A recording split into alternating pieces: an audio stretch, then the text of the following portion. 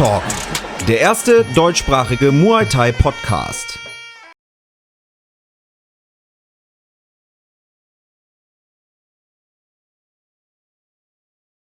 Hello, legend. How are you today? I'm Yeah, I'm good. so appreciated to have a person like you here in the podcast. No, obviously, I know like you've been asking for like quite a while for me to come on. So obviously, it's great. Obviously, getting to meet up now and get to have a chat. You came here into the podcast because our friend Sven from Source 7 Straubing. Sven, ganz liebe Grüße. Danke nochmal, dass du dich darum bemüht hast, dass auch Damien hier mal zu Wort kommt. We were talking about Sven in the beginning of this podcast, that he's such a nice person who loves the sport of Muay Thai so much. And how got you to know Sven? How is that coming?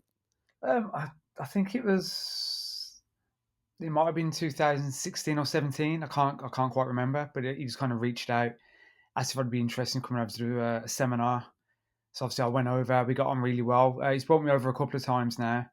And obviously, like we've chatted back and forth on social media. Like I say, like I spoke to you earlier, he's very passionate about the sport. So obviously, it's kind of like it's good to chat to him in that sense because I know obviously like he really loves it and he wants the best for it, and obviously he wants to kind of build it up a bit more in Germany as well. Yeah. And like I said in the beginning, we're very happy to have passionate people like him or other people like you also in here to talk to the crowd and to the community about Muay Thai. So let's start with the 5 fast questions. Are you ready for this? Okay. MMA or boxing gloves? Uh, if for me competing, I think I'd prefer boxing gloves. Obviously, for the excitement, the MMA gloves. But I do kind of think sometimes the MMA gloves at the moment, I think it might be taking the art out of Muay Thai just a little bit because what's happening is I think obviously everyone's chasing that one contract, everyone's after that bonus, so they're kind of swinging for the hills. You're kind of losing the style a little bit in some matches, but then I think the ones that are more experienced, like your Tawan Chai and Superbon and so on, because they've kind of come through big gloves 5 rounds, they've got the skill factor to kind of still keep it beautiful when they're competing. So I think what might happen is I think we might see a transition soon where they'll start getting used to the small gloves and then we'll start seeing the art coming back a little bit more in Muay Thai. But at the minute, it just seems to be like stand and bang in a lot of the contests. Cage or ring? Uh, I think I prefer the ring because obviously I've trained a couple of times in a cage, and obviously for me in the ring, I like to kind of use the ropes to kind of bounce off and kind of get out of the way of the shots a little bit more. Obviously, when you hit that cage, you don't move. It's just kind of like it's almost like hitting a wall. So I'd prefer the ring personally. Do you prefer 3 or 5 rounds? Oh, do you know I'm kind of 50-50 on both. But I think sometimes with the 3 rounds, another reason why I think it might get a bit hectic is in the 3 rounds, if there's a knockdown scored, which is quite often in 4 ounce gloves, then that's when it becomes a slugfest because the other person has to kind of bring it back. He has to either try and get a knockdown themselves. Otherwise, if they win the next 2 rounds, it's a draw. Or obviously, because of a knockdown, they're going to lose. So I think sometimes with the 3 rounds, it gets a bit chaotic. And again, we're losing the art a little bit without the 5 rounds. Ramwai or no Ramwai? See, I like the Ramway, and obviously I like hearing the music, but I think that's just because obviously what I'm kind of used to, and I know that I've been to events before where you get some of the spectators and they've never been to a Muay Thai show, and they're questioning what's his dance, what's his music, what they're wearing on the head, and so I kind of get why they take it out because like for the general public, it's a bit weird if they don't understand the culture, but obviously then you got like the enthusiasts that are really into it, so. I think there's a place for both. I kind of like what one's doing a little bit, where I've started the main bouts. They're still like putting it on, kind of thing. But I like the Ramway, but I can see why they need to take it out to trying to go more mainstream. The last questions from the fast ones. What's your favorite Thai food? Pad Kapow, which One is of the like most like common answers, yeah, I know. Everybody who's not into the Muay Thai scene know you from social media because you do a lot of tutorials explaining techniques step by step. I know a lot of people here in Germany who watch and like your videos because it helps them a lot. Because, like I said, you get very close to the technique and explain this in a direct way. What was um, the idea behind it? When did you find out? Hey, the people like what I do, and they like what when I explain it. How does that come from? I think was it 2016, which again is when I think I did the seminar event. I think is I was flown over to America to like help out at the CSA gym, where obviously at the time were like a lot of top fighters, and obviously they had quite a big social media following. So then what happened is they kind of started sharing some of my stuff. My social media started to pick up a little bit more, but then almost at the same time, I started working with the Warrior Collective again, which is obviously like instructional work. So obviously they kind of almost went at the same time, and my social media kind of picked up. And I was kind of thinking, no, I'll kind of run with this a little bit. So it kind of helps my gym, brings people come to the gym as well, and then it just kind of snowballed from there. And obviously I get asked questions. It kind of gives me ideas for content, and a lot of it is I get questions asked in the gym as well. And then obviously while they're asking questions, sometimes it needs like quite an in-depth answer. And I kind of say, oh, you know what? I'll put that on my Mm, social media. yeah. I remember, I think I've been to the CSA gym as well. I just Okay. was there for visiting some years ago. Maybe around that time, 17 or 18. They have quite a lot of few female one championship fighters, right? I don't know if I've got one. I think they did have, but I think they've got like a new batch coming through. As like Yeah. most gyms have like a lot of top fighters, then they kind of stop and they're kind of like building up. So I think now they're in the process of building up like another strong team. It sounds like your dog is jealous because we are talking to each other Yeah, and it you are sounds not talking right. to him. Yeah. Give me a second. Let me just let her out. I love that. No, don't say sorry because I love dogs as well so much. It's if you want, you can bring him into the camera. Yeah, we were stopped by CSA Gym. So you did a seminar tour in the United States of America.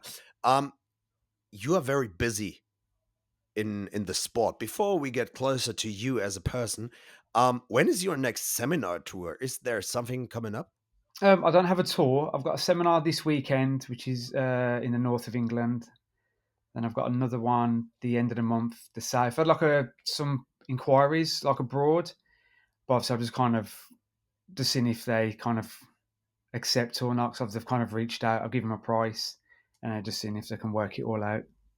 You said you have a seminar in North England, so because it's a very geographical podcast as well, where can the people find you and your gym? I know where it is, but in the end, a lot of people listening here are not so long into the sport or don't know so much about the persons who are in here. So, where do the people can find you? My gym's in Birmingham, which is kind of like the centre of England, more or less. The So obviously, K just kind Star of Legacy Gym. that's the one. Yeah, Yeah, I remember I think years ago when Leon Edwards was training with you, right? The UFC yeah. fighter. Leon was there for like I think I trained him for I think it was 3 fights. Then he had the fight come up where he's going to fight Cowboy Cerrone. He asked me to kind of train him for that, but that's when I was going to America for a month to help coach the guys out there. Mm. So obviously he had to find another coach, and obviously he's done great things with that other coach. So obviously we still speak in that, but obviously we don't work together now. I think in Germany, the scene in England is on the one hand pretty big because you have so much international stars, but on the other hand, it's pretty small because the country is not as the same size as Russia, for example. Yeah, So everybody's well connected. What do you think? Because you give seminars in the United States and you were there, how much does the style of Muay Thai or this new Muay Thai, like in what championship, helps MMA fighters to get better to win championship belts, for example, like Leon Edwards did? I think if you look at a lot of Europe in general, European fighters in MMA we're pretty good strikers. Because obviously I think that's kind of like our background. Where if you look at like the US, because they've got such a big wrestling base in their schools and stuff, they're obviously more grappling. I think I can't remember which one it was. On one of the tough series, they had like Europe versus America, and literally all of Europe were strikers, and obviously all of America were obviously like wrestlers, just because obviously that's just how it is. And obviously for us over here, obviously we're quite big, obviously on boxing, uh, kickboxing, obviously now Muay Thai. So obviously in Europe we're quite big anyway. So I think if you look at a lot of the UK guys in the UFC, they're all pretty decent standing up. Yeah. So right now we talk a lot about MMA, right? America. But right now we are in Birmingham. We are talking to you. So right now we are going to switch back to you. How did you first get involved into Muay Thai, and what led you to join the Muay Thai scene, the life of Muay Thai? To be honest, I get asked this all the time. The gym where I started, which was K-Star Thai Boxing Academy, that was literally probably 700 meters away from my school. So I used to pass it every day going to school. And then had a couple of my friends from my class, they kind of started training, asked me to tag along. So I kind of went with them, enjoyed it, and then it just kind of carried on from there. When did you find out that there's more than just talent in you? There's maybe the way to be a champion. When did you find out that the path is maybe bigger than you think? Before I started training, I kind of almost told myself I'm going to be good at this. I was all right. I picked things up quite quickly.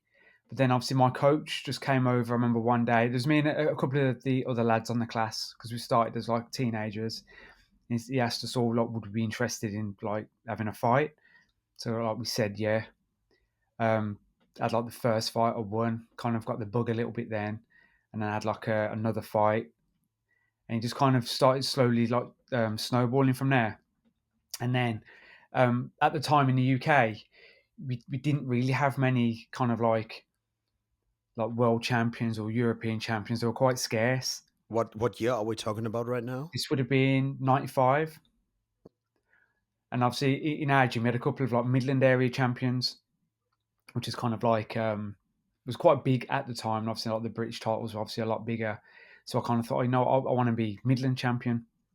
So I started kind of preparing for that. And then before I got to actually fight for the belt, I kind of thought, what, that's too small.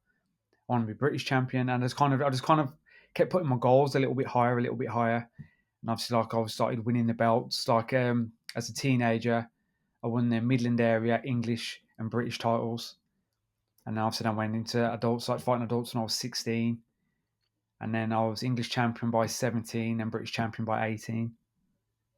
It sounds all the time so good when I hear about British people in the Muay Thai scene. The path you have to follow to be a good fighter. You have to win this championship belt, this championship belt, this championship belt, and all of that, without a big council in the back. So, what do you think? Because in Germany we have the problem, it's not very clear what to do to be a national champion, because you can be a national champion pretty fast without like qualifications. And it seems like that there's in England a lot of qualification fights, like being a Midland champion, then being English champion, British champion. um what do you think? Is this path of being a champion to fight other champions better than like we have in Germany? I think it is, but I think in the UK now, because what's happened is I think since the explosion of MMA and the UFC, there's a lot of promotional belts. So almost any promotion can come up, put a belt on, they'll put title fights on. So like almost like now on every event, there's probably like a world title. As I was kind of saying before, like when I kind of started, they were very rare because they were governing bodies, Hmm. if that makes sense. Like we can get area champions and English champions and British champions in the UK now that aren't really worthy just because the promoter wants to kind of put that belt on. However, everyone in the circuit kind of knows who the top people are and they kind of know who should be fighting who for what belt. So that's why kind of like I say, um, like for me, you shouldn't probably really worry about the rankings and the titles and everything. It's who you fight. It's going to determine obviously your reputation, and obviously your reputation is what's going to keep you going later on in your career. Yeah. So yeah, like everybody said, it's more important to fight big names, Yeah, to be on the stage and on the mind of the people, than fighting yeah, for every belt that you can have in the end. yeah. That's pretty true. When did you find out that you are going to be a good coach as well? I started coaching at the gym where I came from when I was about 15, 16. Like I was helping out. Like I had like Wow. Yeah. had So young. a part time job where I did like 2 evenings behind the desk. And then like my coach, Steve Logan, he'd kind of get me to do a warm up on a couple of classes. Then he'd kind of say to me, okay, like, right on this class, which would be like a beginner's, you're going to teach front kick. So I want you to have a think now. How you're going to say it, how you're going to explain it, and I'll come and get you in a minute. So obviously, he'd kind of do it that way. So then that one class, I'll teach front kick. Then he'd give me pointers afterwards. Oh, you need to do this, you need to that. Like, I can just kind of like go through that way. And then obviously I got a full-time job at the gym when I was 18. He opened up another academy. I ran that academy for a while. So I've been teaching for like a very long time. And obviously my coach, as well as teaching me how to fight, he taught me how to teach, which is obviously what's helping me now in this sort of like later part of my career. The picture in my mind is right now going to be one. So, do you think that this is maybe the main reason why you explain on social media right now techniques so well because you got trained by your coach step by step how to do the things? Most definitely, yeah. Obviously, like I can't obviously just thank him enough for teaching me how to compete and obviously everything. But it's obviously he's taught me how to run a gym. And obviously my Mm, gym's like it's quite successful. And obviously he's taught me how to coach. Obviously I get a lot of people come in and I get people from all around the world messaging me. I've like come to train at the gym as well. So obviously I've got a lot to obviously be thankful for. yeah. What is your fight record? I have no idea. That's the best answer. I really don't know. I get asked all the time. Maybe more than 10. Yeah, like I honestly can't. I can't. I know like on some like promotions have put figures up. I've never given those figures. People just I've actually got no idea. I kind of stopped counting after a bit. Okay, then we just say it's more than 10. Yeah, Na, für unsere deutschen Freunde, also, man muss sich vorstellen, Damien hat einfach so oft gekämpft, wahrscheinlich über 150 Mal, 200 Mal überall und irgendwann hörst du zu zählen auf. I just tell the community that, you have so many fights that someday you just stop counting, yeah. and in the end, uh, it's incredible. So when was your first trip to Thailand? It's quite late in my career actually. I was 23, and like I went out. Wasn't really like a training holiday. It's more just to actually see the country, experience it, and everything. Because me and my friend went, and then what was really funny is we walked out of the hotel, started walking up the soy, and there was a car coming down, and a car stopped in the middle of the street, pointed at me and my friend, and said, "You boxer," and then drove off. And then I saw the very same man in Lumpini Stadium that night, and he gave me his card for his gym, and I went to the gym. I did like a few days training there, and they kind of said to me, "Oh, you know what? You should come and stay for a long time. It'll be good for you." And Hmm. obviously, then I went back and I stayed for quite a while. So what was the name of the gym where you stayed there? Where I started was called Jitladar, which is in Bangkok. It's a very Mhm. small gym, very grimy, dirty, but A like real one. yeah, it was really good. Like you'd go in the mornings and there'd be chickens running around or dogs sleeping in the ring. You have to kind of shoot the dogs out the rings before you started training. Yeah. So like it was nice. Obviously, like, I think now Muay Thai now is like really big for tourism. So the gyms are becoming obviously more modern, which they look amazing now when you kind of compare it to before. Like when I was training, like we trained on concrete floors. Mm. It was like now everywhere is matted. What I was wanted to ask you is, do you think a different or a unique style was more important back in the days or right now? Because sometimes it seems to me that everybody's training like the same and so many fights look like the same.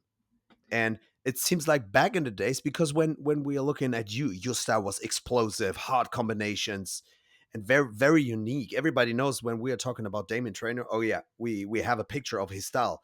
For example, like a John Wayne Parr as well, or a Raymond Deckers. Everybody knows their style.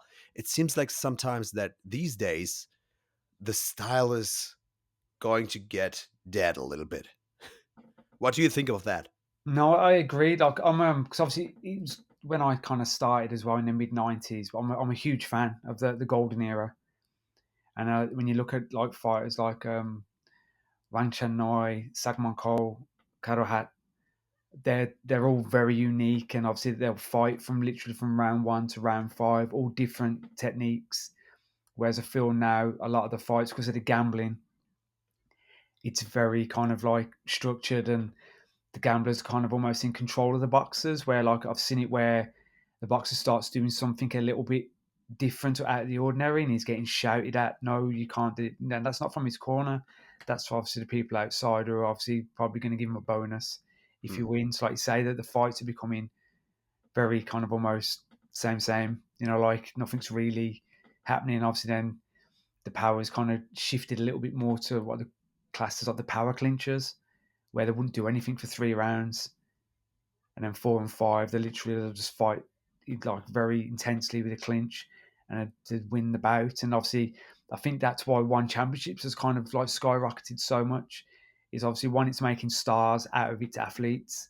The fights are exciting. It's not just slow, one dimensional. There's no dancing around in the last round. There's no feeling out in ones and two. So I think that's why like it shot off so much. So it would be really good to bring back like the golden era, which I think RWS is doing quite well. Like they've got some like really good matchups and like Yeah. 5 rounds. So you've got two promotions now, which are kind of appealing for two people, almost like the traditionalists can watch RWS, and obviously now the general public can obviously watch one. What do you think of the meaning that, or of the opinion that I said that some podcast episodes before? It feels like the Muay Thai is going to split, so that we have two different types. I mean, in the end, what we see as people who are into the sport, for sure, it splits. We have the small gloves, show based, entertaining one championship Muay Thai where the fighters but get more money for it, and on the other hand, we have more like RWS, more traditional, more the typical Muay Thai that everybody's thinking about, and good matchups as well. What do you think about it? Is there a split? I, I think it's already kind of happened. I think you've already got like some people that only follow RWS because like if I put some up on one championships, most people are very, this is amazing, blah blah blah. But then you will get the few comments. I don't like one. I don't like how it's going. I don't like this. I don't like. So they'll be the ones that follow RWS, and obviously, then vice versa. You get people on RWS, and they'll kind of say, "Oh, I don't like the 5 round format. Shouldn't have big gloves. It's boring." Like so. I think it has already split now. Do you think this style is better for European fighters? Or is it hard to say? I think it is. I think because when I was in Thailand and how it always was, you weigh in on the day, you weigh in on the morning, you fight. So, and obviously, like people's weight cutting now is very scientific, and especially in Europe. So, a lot of the Westerners they can boil down really well, and they're really big on fight day. And obviously, the Thais, because obviously they're very proud people, and for such a long time they kind of ruled the sport. They gave weight away. So I think the Thais generally are a lot smaller than their European counterparts. And when they've got 4 ounce gloves, it's telling now because obviously the Thais are getting taken out Yeah. quite often. And I think like even like recently now, like Nongo, I think he's dropped down a weight. He's going back to what he was before. Especially with the knowing that when you have a hard weight cut, the last thing that is back into it is the head in the end. Yeah. So when you have a hard weight cut, the chance for a knockdown is pretty up high. So small gloves, I don't like it, but in the end, um, like I said in the beginning, your style is very, very unique. People can see your kind of style on social media. How would you explain your style, and how does it come from? So how did you got into it? Does your teacher told you this, or does it develop over the years? I think when I kind of started, it was very hard to get any kind of fight footage from Thailand. So obviously, again, it was on like VHS, so you'd have to wait months and months to get anything back. But you could get things from Europe, and obviously at the time, Holland was obviously very big in Muay Thai, and there was a video series called "The Kings of Muay Thai," and it was like Roman Deckers, Rob Kamen, like there was a lot of Mm, obviously like top Dutch people on there. So obviously our style, K Star style, was kind of inspired a lot by the Dutch training. So obviously, when I was a bit younger, and if you watch my early fights, I was like a bull in a china shop. I'd just try and take him out as quick as I could. But then when I started competing with the Thais, and then when I went to Thailand, I learned how to play the game, and I had to kind of do a little bit of what they're doing. So what I like my style now, I think I can switch. If I want to be quite Thai style, I can. If I want to be more kind of like Western, if you want to call it, Yeah. I can. So I kind of switch between the two. Um, I'd I'd probably class it as Muay mat and Muay female. So I probably kind of class it with my way. I like my hands a lot, but if I need to, I can be very clever and very clinical, and I can obviously pick people apart as well. Mm. So your fighting IQ was pretty up high. I Before that podcast, I saw a lot of fights of you. Um, you have a big talent to change your style into a fight very quickly to see gaps your opponent is going to give you. And it's always very amazing to see when a fighter is doing that. Like you, for example, just watch your opponent for the first round and then attack the gaps. So, did you learn that in Europe fighting, or was that a skill you got from Thailand? I Be more think both. efficiency. I think both. I think efficiency came from Thailand because obviously everything in Thailand is obviously like, don't worry, take your time. Like obviously at times in the fight there's urgency and you've got to go for it. But they used to kind of always say about the Westerners, Jairon, which is like hot heart. So like we get hit and we've got to kind of respond back Mm, aggressively. In Thailand, it's like no problem, don't worry, we'll catch them. We'll catch. Like it's so kind of. I learned how to be more efficient in Thailand. I learned how to play the game in Thailand, but then obviously I think my ferocity and everything came from mm. Europe. And then like being able to work my opponent out is just experience. It's just obviously just fight, train, Yeah. train. Obviously, you just learn to pick it up about staying calm. It's just experience. Your weight class is pretty up light. So, for example, I'm like 85 kilogram. I don't know how much that is in pounds. Oh God, I I have should no know idea that. in pounds. It's fat. Okay. So your weight class is pretty up light. I think in kilogram it's 57, something around it, right? Say My 57 ish. the weight that I competed most at was 55. Hmm. When I was fighting, I was walking around 58 usually, but I fought from 52, 53, 55, 57, 59, 60, 61, 63. But I've only ever really been 58 and obviously boiled down to the lighter weights and give weight away at the heavier weights. How was it back in the days to find opponents here in Europe? That's why I just fought it. That's why I fought so many different weights. It's just to get fights.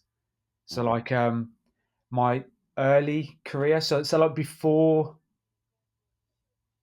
2001, my I'd fight 57, 58. mhm. But then people's weight cutting started getting a little bit more spot on.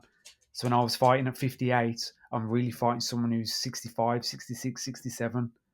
So I had to start like cutting down myself. And the most I'd ever really do is like 3 kilos. I think the most I've ever done um, was 5 kilos, and I fought in Japan. But that's only because when I got there, they changed the weight and everything when I got there. So I had to kind of, And then the jet lag, especially in yeah. Japan. That's hardcore. What was your toughest opponent here in Europe? My toughest opponent was from Belgium called Chris Heinemann, who he trained under Noel van der Heuvel, who was Decker's like training partner, and it was just a war from 1 to 5. Like when you fight, because obviously he was Dutch trained, so almost like when you fight the Dutch, you're in a fight from the first second to the last second. Like there's no feeling out process. There's no. It's just it's all out. So Mm. that was my most grueling fight. The strongest opponent I've fought is probably Rung Ravi. Sasi Papa. He's probably the strongest. But he I didn't make weight for the fight either, so he was a big guy. Yeah, I saw the fight before, and I can just tell everybody, people watch this fight, Damien Trainor against Rung Ravi, incredible one. Um, it was a 5 round war, right? Yeah. Yeah. After that fight, do you get better in your style because you fought such a war? Because often I hear after a hard fight, oh yeah, that raises my skill level like 100% more. How was that after the Rung Ravi fight? To be honest, like Rung Ravi was kind of like at the very later part of my career. Um, I, I think after that fight, I'd kind of lost the spark. So I think I had, how many did I have after that? I think it was 2011 or something like this, right? Yeah, 2011. I think I had 3 fights, maybe 4 fights after Rungweed, but I just didn't have Okay. the get up and go kind of thing. I think I'd kind of come to the end, and I was kind of fighting because that's what I did. So I just kind of Mm, fought, but then we started getting the gym kind of ready. So had a lot going on at the time. So in hindsight, it probably would have been better for me to retire on that fight because it was such a big fight, and even though I'd lost, I won, if that makes sense. Like I felt it's like my Rocky moment where I mm, lost the fight, but everyone kind of cheered me because Rungweed literally obliterated everybody at that time. He was like the Rod Tang of that era. But I just kind of just kept going when I probably should have stopped. But the fights that I carried on with, I got some good stories from them, good experiences. So mm. What do you think was the main thing that you stopped fighting? Was it because you felt your body cannot handle the impact anymore, or was it like you said you lost the spark? Was it more like mental thing? I think it's more, yeah, I lost the sparks. It's like even like now, I can still move really well for my age. Like I'm 45, going on 46. I can still move just as good as like some of the other ones, but I just don't have that hunger. Like obviously when you get into a fight, especially if it's a hard fight, you've got to obviously bite down and really go for it. I think I just don't have that get Mm, up and go. Like I've got other priorities now. Obviously, like my family. I want to make sure that obviously they're obviously provided for, and obviously as a fighter, you've got to be quite selfish. And also, I've got my own business. I've got a family. I can't. My attention's got to be on them, not mm. on myself. Do you ever tried another martial arts than striking? Because I hear a lot of times, and I did it as well. I did Brazilian jiu-jitsu for 3 years just to have another impact on my brain, because another martial arts can was helping me to get more focus on the other thing. Do you train another sport, for example, as well? I don't, but I am considering doing Brazilian Jiu Jitsu. So like Mhm. it's crossed my mind, and obviously like there's a gym not too far from obviously where I am, and Mark Goddard teaches there, who's like the referee in the UFC, and it's just quite because I know Mark quite well. So I used to teach Mark. So Mark used to train at K Star about 20 years ago, so I know Oh, Mark as wow, well. Mark Goddard, right? Yeah. Yeah, Yeah, he's a legend. yeah, Look how small the world is. yeah. So like I might go and obviously take a look and get into that, but again, it's just finding time because obviously with like my own gym as well, I need to kind of put that first before myself. Yeah. The people see a lot of pictures from you. Also, I don't like the word anymore. Social media is selling it all the time. In the end, but you have so many championship belts. I know, for example, the EMF belt, the European Muay Thai Federation belt. How many belts do you have from which promotions and councils? It's incredible, right? I've got 13, I think, and I've got from the WMTO, WMC, IKF, Waco Pro, um, WKL, something from Hong Kong. I think those are like the main ones. Yeah. What do you think was the most important fight for you on a championship base? So there was a chance to get a belt. Which fight you said, or which belt is the most important for you? The belt that I think that's most important for me was when I won the Hong Kong Championships in Hong Kong. I think that's because that's when I was living in Thailand, and then the gym that I was at, they sent me to Hong Kong with another gym, so I didn't know any of the people that I went with. So kind of like went by myself. Um, Luckily, there's a couple of other people that were fighting on the card that were from Ireland, so I kind of knew them, so I could kind of get on Mm, with them a little bit, but I didn't know the corner team or anything. Um, so I think because I felt like I went on my own, I did it all on my own, I won the belt on my own. It's kind of like it was like a big deal for me, and it's pretty cool going to Hong Kong, and it was just like a really great experience. yeah.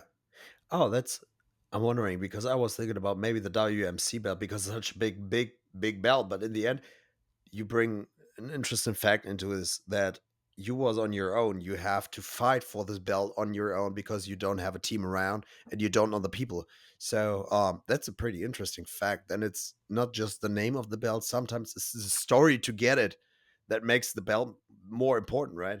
Yeah. It's, that's Like very when I interesting. fought for the EMF belt, that was in Paris, and I was told it's for the WMC EMF European title.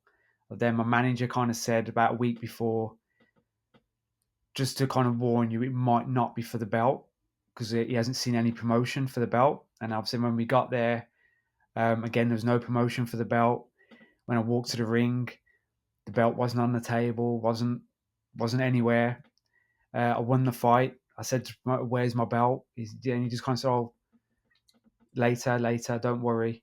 And then when the event had fit, everyone had gone home. He took me to a back room, gave me the belt, and he said at the time in Paris, there was only one governing body allowed for Muay Thai, and it wasn't the WMC.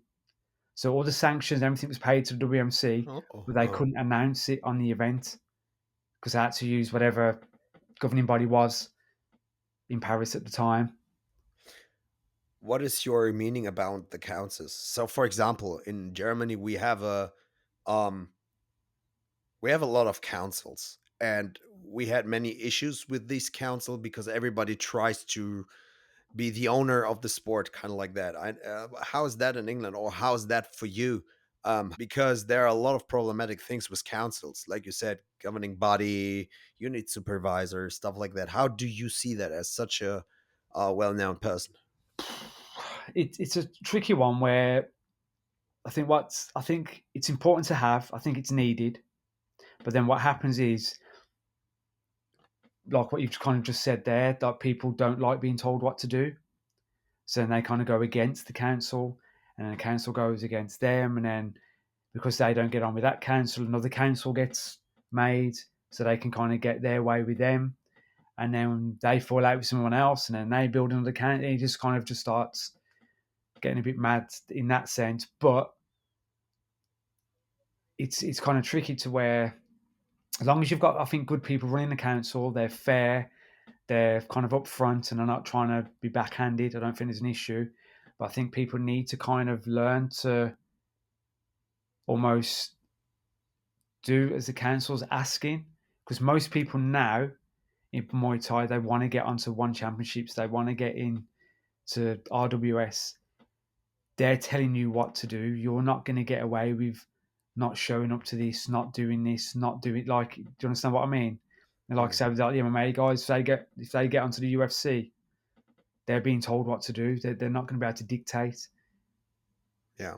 So like it's a tricky one where if the council's not being fair, then I understand. But then if it's just a case of you don't like being kind of told how to do things because they're trying to do something bigger for the sport, then I don't think that's on as well. So like it's a tricky one. It's not quite a straightforward Mm. yes or no. Do you join a lot of Muay Thai events on your own, just as a visitor, or do you just join them because your fighters are going to fight there? Do you Now still enjoy the sport of Muay Thai, or is it just a job right now? I think now it's just a job.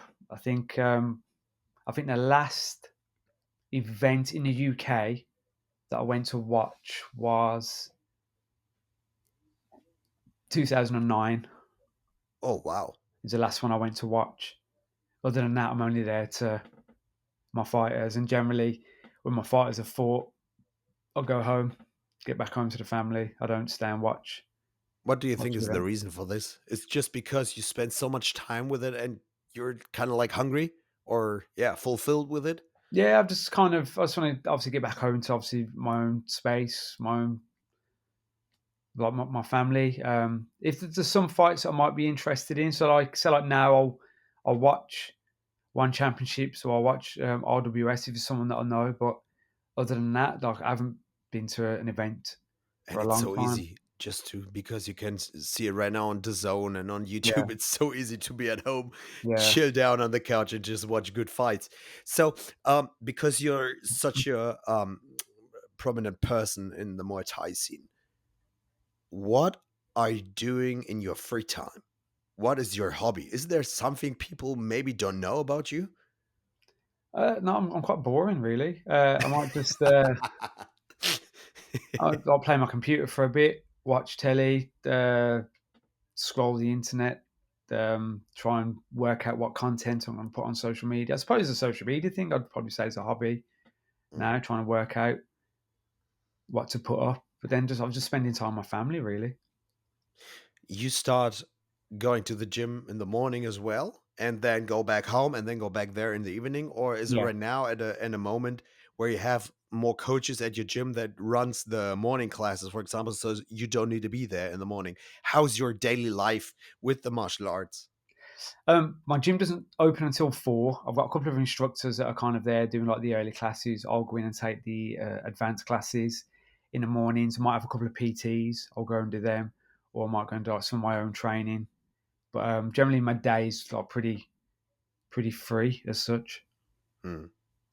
How do you see the British Muay Thai scene evolves in the last and years? And maybe what advice do you have for German Nak Muais coming up right now and for the German Muay Thai scene? I think in the UK, I think as a whole, I think the standard has got better across the board. Like I think there's everyone is far better now than kind of like when I was competing. But similar to kind of like what you said about earlier, the fights looking the same. I don't think there's many stars now as there were when I Mm, was competing. Like we had a lot more names that people spoke about, whereas now we've got a handful. mm. So I think in that aspect, I think across the board it's better, but there's not that many that stand out like they did before. Um, in Germany, I think it's tricky as such, where I think it's almost the same as in the States. It's just experience. You need more events. So when you get more events, you can obviously get more fights, and obviously that's where it kind of like comes down to. I remember years and years ago talking to a Dutch coach, and this was obviously before the UK kind of picked up. So UK had a bad reputation for a while in Muay Thai, and the Dutch guy was kind of like saying, because in Holland, because an A class fighter is someone who's had 50, 60, 70 fights. Because in England, because an A class fighter is someone who's prepared to use elbows because it's not the same. Mm. So it's just experience. And again, I think it's the same in the US as well because they've got the athletic commissions. They can't have as many events going on at the same time. Yeah. Do you agree to say we need to teach the judges more in Muay Thai scoring? Because when the fighters know how they score in Thailand, it's easier for them to compete and easier for them to go on the championship path. What do you think about the Muay Thai scoring in Europe, for example? Yeah, I think again, it's a tricky one. I think you that should understand how to score Muay Thai correctly because what will happen again most people when they get into one, they when they get into fight in Thailand, and they might not understand why they're losing because obviously they're kind of not adhering to the actual scoring system. Mm, But then also I think what's happened, especially with the UK, because the UK is quite close to how Muay Thai scored in Thailand. When the UK fights in Europe, a lot of the time we come short because again the scoring system difference. It's like it's a tricky one to. Everyone should kind of do it the right way, but not everyone's going to do it. So I think you have to kind of learn to do it properly. Then if you're competing, understand how each country is kind of looking at scoring the bouts. You know how to train mm. correctly. Let us watch a little bit in the future. What is your goal as a gym owner, as a coach? What is your goal? Is there something you want to reach? For example, have a fighter you grow up from the first jab to the first kick, who's going maybe two RWS or one championship. So what is your goal in your sports life? I think now it's just I'm looking to try and expand the gym. So obviously working on that at the moment with the solicitors and everything. Um, I've already had a fighter that I've had him from the beginners class, and he won 2 world championships. So kind of done that. Obviously, it wasn't on obviously like one or anything, but he wasn't around at that time. But I've already had someone that's gone from zero to obviously winning fights in like Lumpini Stadium. Um, I just want I want a busy gym, a successful gym. I want everyone to be happy.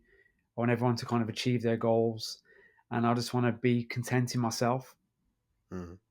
In Birmingham area, there a lot of gyms? I know that Birmingham is the second biggest city in the UK.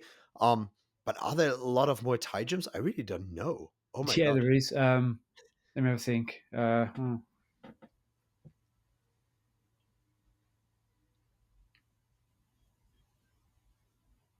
can think of 10 at the moment, Wow.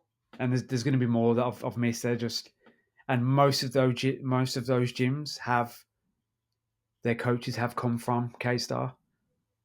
Ah, perfect for you. So you always have a hand in the gyms, right? So you want to have your second gym also in Birmingham, or you prefer to have one outside of it, or No, I'm just another looking at city? expanding the space that I've got. So obviously, where I am, I'm just looking to make that bigger. Ah, in the But same building. yeah, because at the minute, like we're really busy, like we're at capacity, so I Yeah, need to get like a more space to accommodate everyone. yeah. When a fighter from Germany would come to your gym right now, what advice would you give him? Because we're just on an expanding role in the Muay Thai scene here in Germany. What advice would you give a fighting girl or fighting guy coming over to you? Um, Literally, probably just be consistent in your training. Just listen to the advice that's given to you, but most importantly, enjoy what you're doing. Like, don't take it too seriously, because if you take it too serious, enjoyment comes out of it, and then it becomes a chore. So just enjoy and embrace what you're doing. Mm. I hope that we're going to see you on some seminars in Germany as well in the next couple of months, weeks, whatever. So when people want to book you for a seminar, where can they contact you? Because I know sometimes it's difficult to contact somebody over Instagram when you're so busy like you are. So what's the easiest way? Okay, hopefully not right now. 500,000 people are going to contact you on a special way, but the community for this podcast, maybe there are a lot of coaches as well, want to know this. Yeah, again, they could literally just send a message on Instagram, or else is my email, which is Damien, Damien at k-starlegacy.co.uk. And obviously, send like an email from there. And obviously, we can kind of converse if anyone's kind of interested. I will put I, it in I the actually show did, notes as well. I actually did like a, a Germany tour a couple of years ago. I actually didn't realize how big Germany is. Like, it's huge. Like, I did like 3 seminars, and obviously, the spaces were just, I just didn't think it'd be that long to get anywhere. And now you know why I'm doing the podcast is because the potential is so huge. We have like 82 million residents in here and so less Muay Thai fighters. So there's such a potential for us to grow more. Yeah, And this is one of the reasons we found the podcast because we saw we are on a rising way in here and having legends like you so close, just 1 hour flight. For example, when I come over to Birmingham, it's closer for me to come to Birmingham than driving to Berlin. It's yeah. yeah, it's so funny. So, one questions I was going to ask you in the end of the podcast episode, is there a story, a crazy story what happened to you with Muay Thai? Is there something weird that happens when you were in Thailand training or something like that? A crazy story? Oh, there's quite a few.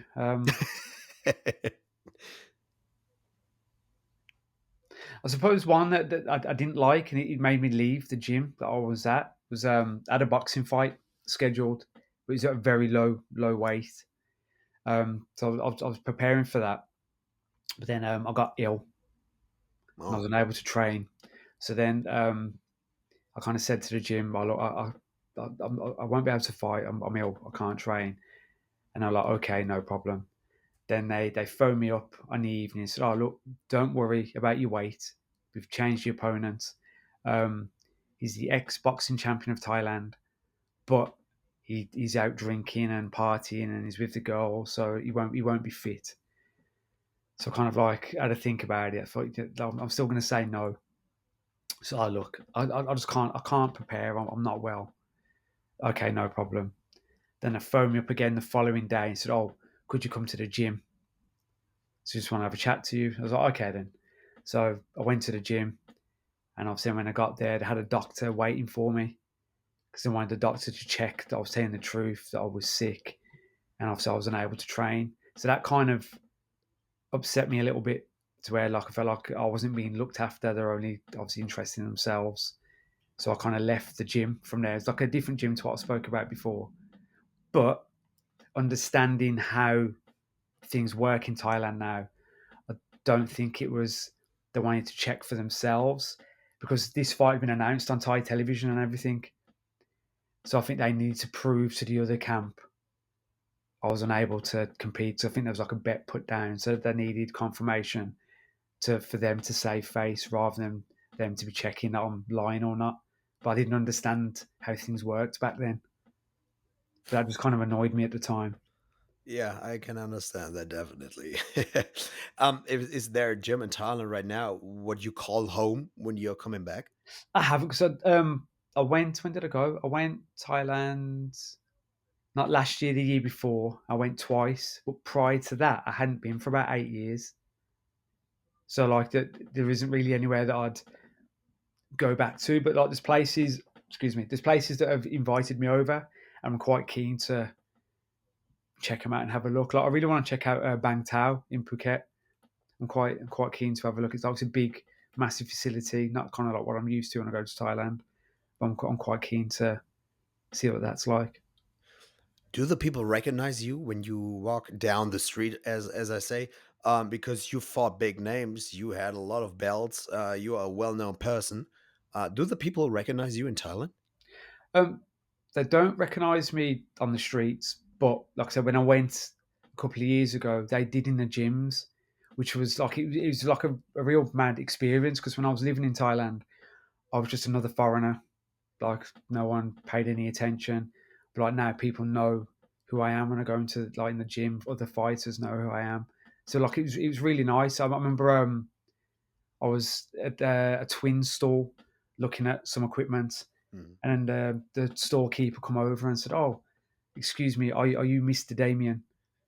I was, "Oh, yeah." Like it was just kind of like surreal to think that when I was there, no one batted an eyelid, and when I go now, I've got people in the Muay Thai circuit that actually know who I am and yeah, appreciate what I've done.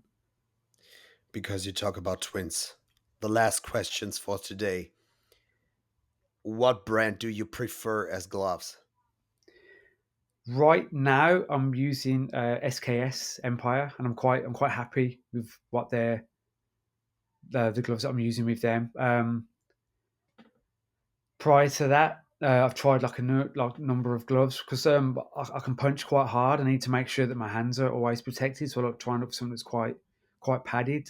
For some people, that's not great. I had the boxing glove Cleto Rays.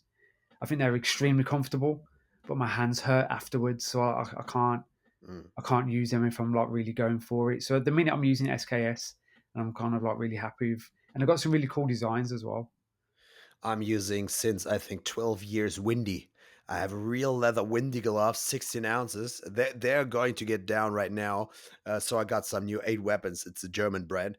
Um, but the Windy gloves I have them like 12 years ago.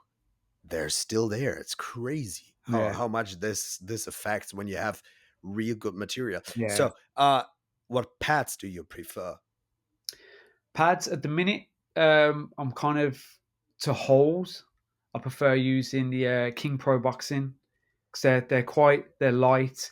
They've almost got like a spring in them, so I don't feel the impact Mm, as it comes through. And as I'm quite small, and I've got a lot of big guys that hit the pads, I want to make sure that the pads are light, but I'm not taking too much punishments when they're hitting them. So the King Pro Boxing I've been using at the moment.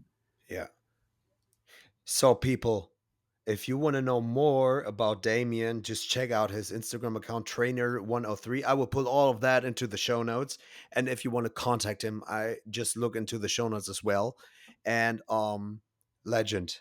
It was a pleasure to have you here in the German podcast that helps the scene more and more to get the people also into the sport.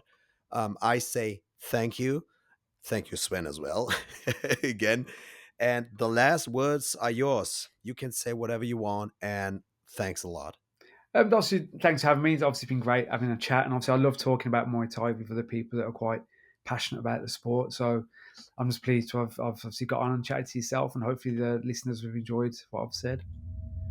The last question, fast one. Do you know a German word? Auf Wiedersehen.